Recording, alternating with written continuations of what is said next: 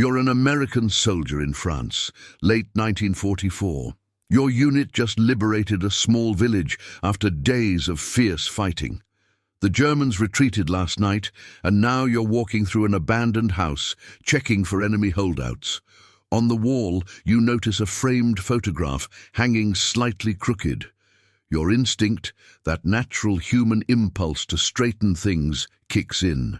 You reach up to adjust it, and in that split second, everything changes. Because that crooked picture frame isn't just crooked by accident.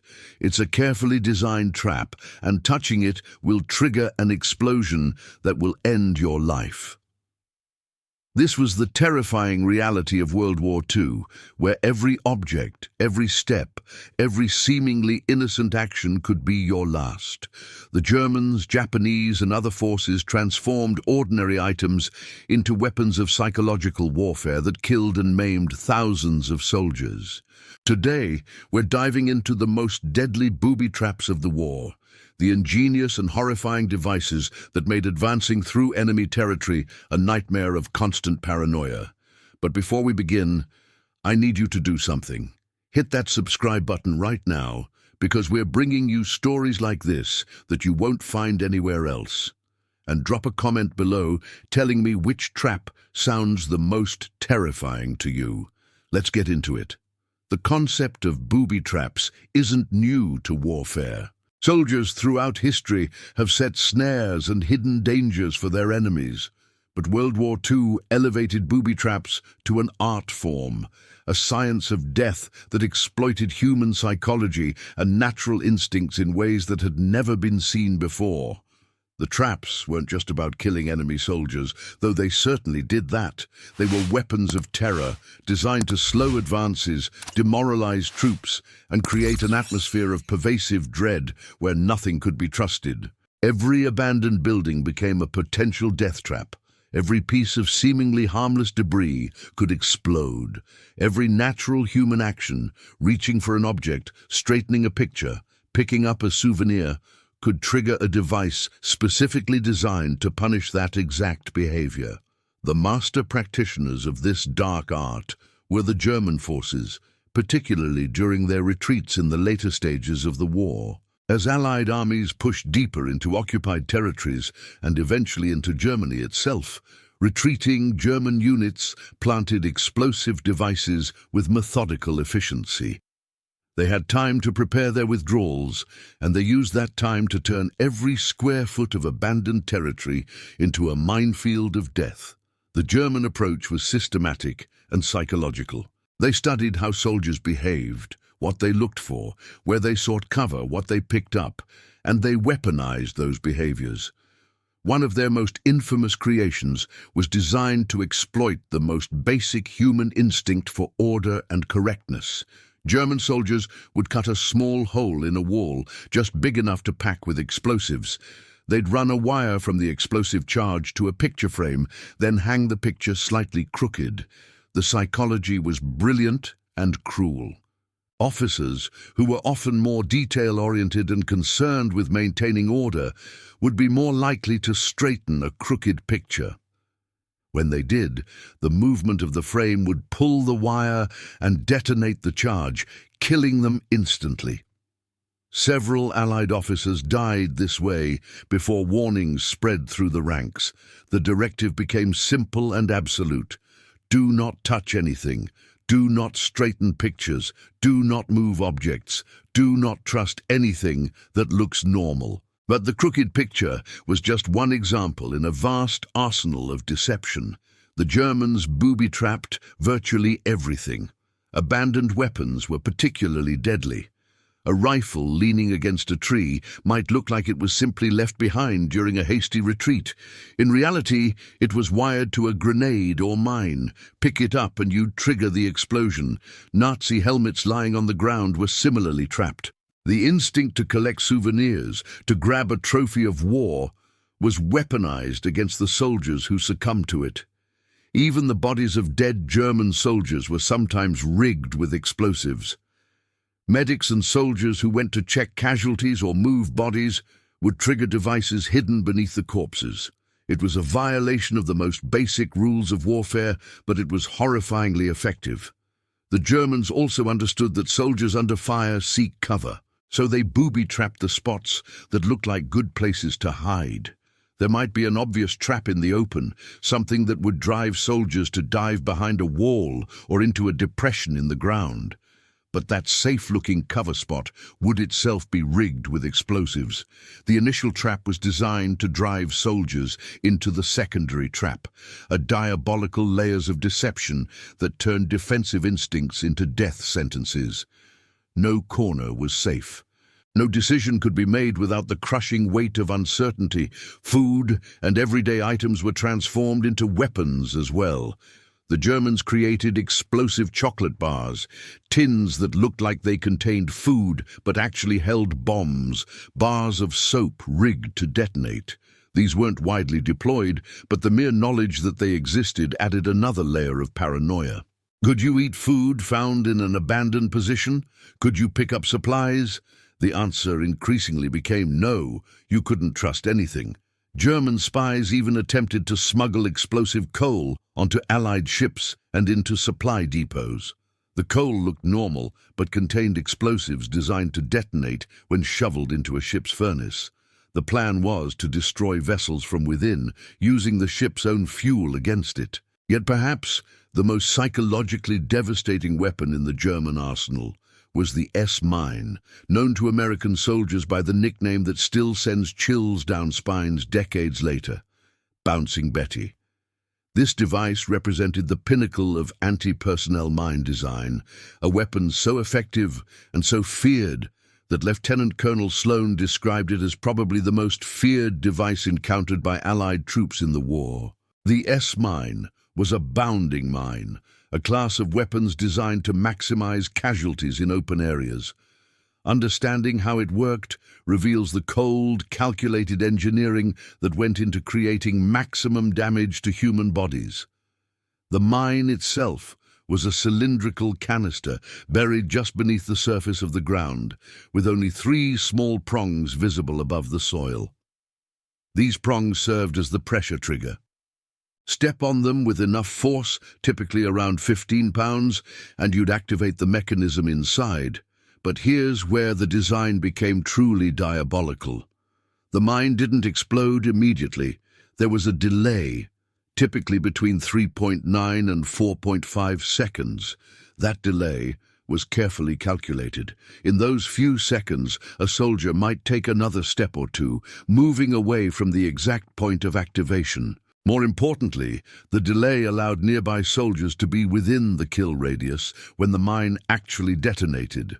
When triggered, a small propelling charge at the base of the mine fired, launching the entire canister upward into the air. The mine shot up to approximately 3 feet off the ground, roughly waist height for an average man.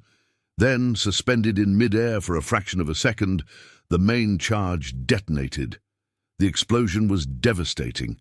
Packed around the explosive charge were approximately 360 steel balls, or pieces of shrapnel. When the mine exploded at waist height, these projectiles sprayed outward in a perfect 360-degree circle. The lethal radius was about 66 feet, but the shrapnel could cause injuries up to 330 feet away. The genius of the design, from a purely military engineering perspective, was its height of detonation. Most mines explode on the ground, and much of their force is absorbed by the earth itself. Soldiers caught in such explosions might lose feet or legs. Terrible injuries, but often survivable with quick medical attention. The Bouncing Betty exploded in the air, directing its energy horizontally rather than down into the ground. This meant maximum impact on human targets. And because it detonated at waist height, it specifically targeted the most vulnerable parts of the body: the groin, the abdomen, the chest. Soldiers who survived Bouncing Betty explosions often suffered catastrophic injuries, loss of genitals, severe abdominal wounds, multiple amputations.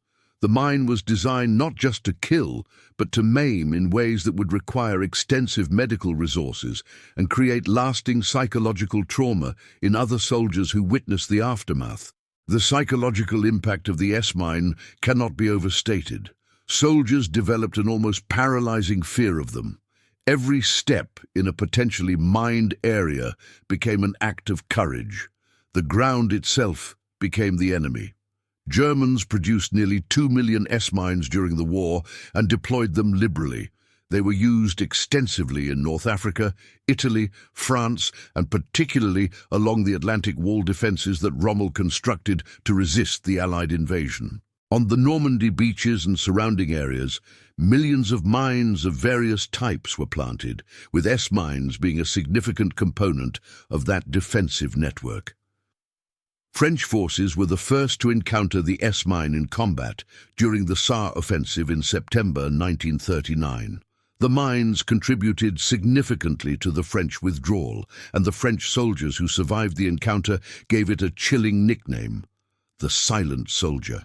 It stood watch day and night, never tired, never needed relief, and killed efficiently without mercy or hesitation. The mine's effectiveness in this early engagement convinced German leadership to deploy it widely, and it became a cornerstone of their defensive strategy throughout the war. American soldiers who learned they triggered an S-mine faced an impossible choice.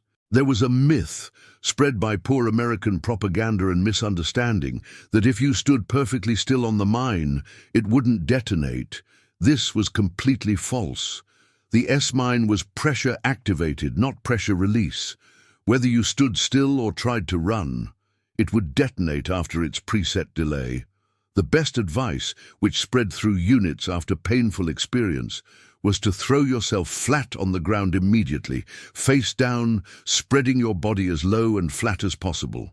This wouldn't save you, not if you were directly over the mine when it went up, but it might reduce the amount of shrapnel that hit you, possibly sparing your life even if not your limbs. The alternative, standing or running, guaranteed that the shrapnel would hit your torso and head, which was almost certainly fatal. Detecting S-mines was extremely difficult. They were specifically designed with a large steel casing, which made them theoretically detectable with metal detectors. But the Germans often planted them alongside minimum metal mines, which had very little metal content and were much harder to detect. This forced mine detection teams to probe the ground manually, using bayonets or special probes, pushing gently into the soil to feel for buried objects. It was painstaking, dangerous work. One wrong move, too much pressure on a probe, could trigger the mine and kill the man trying to disarm it. When an S-mine was successfully located, the approved method of disarming it involved carefully exposing the top of the mine and then using a sewing needle to replace the safety pin. The steadiness of hand and nerves required for this operation is almost impossible to imagine. The legacy of the S-mine extended far beyond World War II. The design was so effective that it was immediately copied by other nations. The United States developed the M16 mine directly from captured S-mine designs. The Soviet Union created their OZM series based on the same principles. Finland purchased S-mines from Germany during the war and called them Hippie Heike or Hopping Henry. The French created their own version.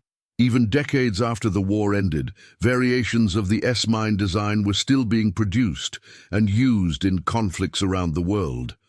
The basic concept, a mine that launches into the air before detonating, proved to be one of the most effective anti-personnel weapon designs ever created. But S-mines weren't the only mines that haunted soldiers.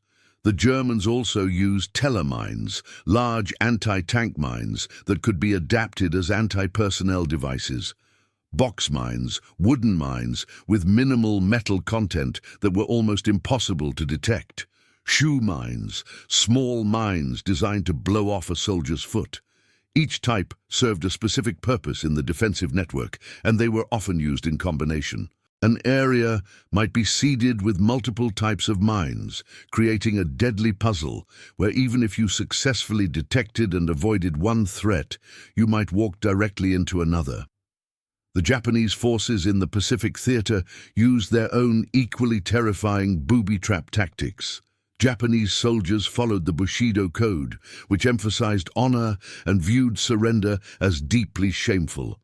This cultural context led to unique and horrifying trap designs. Japanese soldiers would sometimes strap themselves with explosive vests when facing capture or death.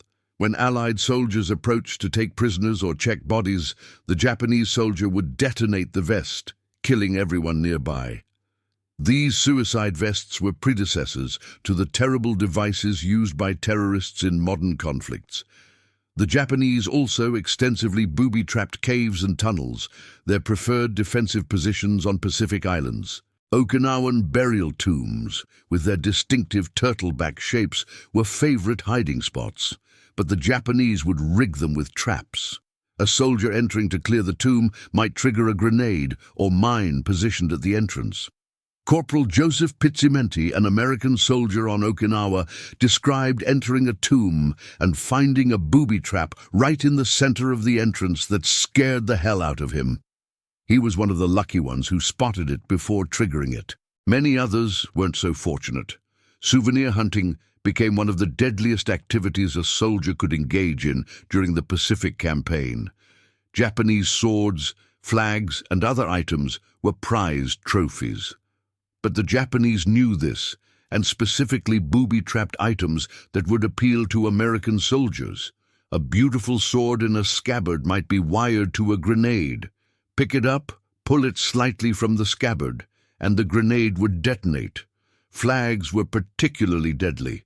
American soldiers loved to capture enemy flags as proof of victory and as souvenirs. The Japanese would booby-trap flagpoles at the base so that pulling down the flag or disturbing the pole would trigger an explosion. Some flags were rigged with secondary charges as well. If you somehow avoided the primary trap and took the flag, a delayed charge might go off later when you were back with your unit, killing not just you, but your comrades as well. The Pacific Theater also saw extensive use of what were called punji stakes, sharpened bamboo stakes concealed in vegetation or in pits covered with leaves and branches.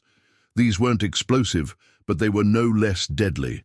The stakes were often coated with human waste or other contaminants to ensure infection. A soldier who fell onto punji stakes would suffer multiple puncture wounds that would inevitably become badly infected in the tropical climate. Many soldiers died from these infections, slowly and painfully, days or weeks after the initial injury. As the war progressed and soldiers became more aware of booby-trap tactics, elaborate training programs were developed.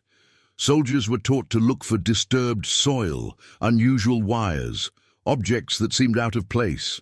They learned to walk carefully, to probe the ground ahead, to never trust appearances. But the psychological toll was enormous. Imagine living for weeks or months in a state of constant vigilance, knowing that any moment of inattention could be your last. The stress was crushing. Even after soldiers left combat zones, many suffered from what we'd now recognize as PTSD, with particular anxiety around everyday objects and situations that reminded them of the traps they'd encountered. The aftermath of the war left a terrible legacy. Millions of mines and booby traps remained in former combat zones. France, Belgium, Italy, North Africa, islands across the Pacific, all were contaminated with deadly devices that remained active for years or even decades. Farmers ploughing fields would trigger mines, children playing would find unexploded ordnance, entire areas had to be painstakingly cleared, a process that took years and cost many additional lives.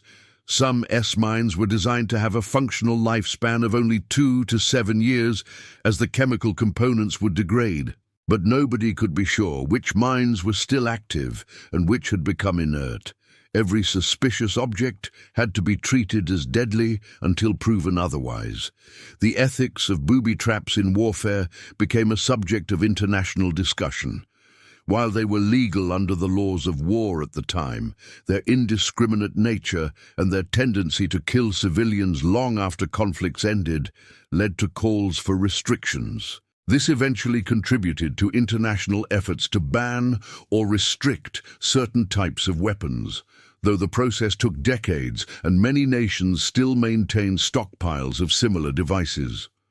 The soldiers who survived encounters with these traps carried the memories forever. In interviews conducted years after the war, veterans would describe the constant fear, the friends lost to invisible killers, the guilt of surviving when others didn't. Some described recurring nightmares about booby traps, dreams where they'd reach for an object and wake up in a cold sweat before their hand made contact. Others developed compulsive behaviors, checking and rechecking their surroundings, unable to ever fully trust that their environment was safe. The ingenuity that went into creating these weapons was remarkable in a dark and disturbing way. Military engineers spent countless hours designing devices to kill and maim as efficiently as possible. They studied human psychology and behavior, identifying natural instincts and tendencies that could be weaponized. They tested different explosive charges, different shrapnel patterns, different triggering mechanisms. They calculated angles and heights and blast radii with scientific precision, and the result was a category of weapons that killed thousands and terrified hundreds of thousands more. But soldiers also developed their own ingenuity in response. Mine detection became both a science and an art. Specialized units were trained in mine clearance, and they developed increasingly sophisticated techniques. Some soldiers became uncannily good at spotting the subtle signs of buried mines or hidden traps. They'd notice a slight depression in the soil, or wires so thin they were almost invisible, or simply a spot that looked too perfect, too undisturbed. These men saved countless lives, though many of them were themselves killed or maimed in the process of clearing paths for their units. The booby trap represented warfare at its most paranoid and its most cruel. Unlike a firefight, where you could see your enemy and fight back, booby traps offered no such clarity. There was no honor in being killed by a trap, no story of bravery under fire. You simply ceased to exist because you made the wrong movement, took the wrong step, touched the wrong object. The randomness of it, the sense that death could come from anywhere at any moment for any reason, was psychologically devastating in ways that conventional combat, as terrible as it was, somehow wasn't. The lessons learned from World War II booby traps influenced military doctrine for decades. Soldiers in Korea, Vietnam, Iraq, Afghanistan, and countless other conflicts have faced similar threats. The technology has evolved. Electronic triggers have replaced mechanical ones. Plastic explosives have replaced older compounds, but the basic concept remains the same. Create a device that looks harmless or invisible, place it where enemies will encounter it, and let it do its work long after you've left the area. It's a weapon of patience, and it remains terrifyingly effective. As we look back on these weapons from the distance of decades, it's important to remember that behind every mine, every trap, every explosive device, there were real human beings. Soldiers following orders, trying to defend their positions or slow enemy advances. And there were real victims, young men who wanted nothing more than to survive the war and go home. The booby traps of World War II killed indiscriminately, cutting down soldiers in the prime of their lives, ending futures before they could begin. They left families without sons, wives without husbands, children without fathers. The ripple effects of these weapons extended far beyond the battlefield, touching communities and families for generations. Understanding this history isn't about glorifying warfare or celebrating weapons. It's about remembering what happened, honoring those who survived and those who didn't, and recognizing the full cost of conflict.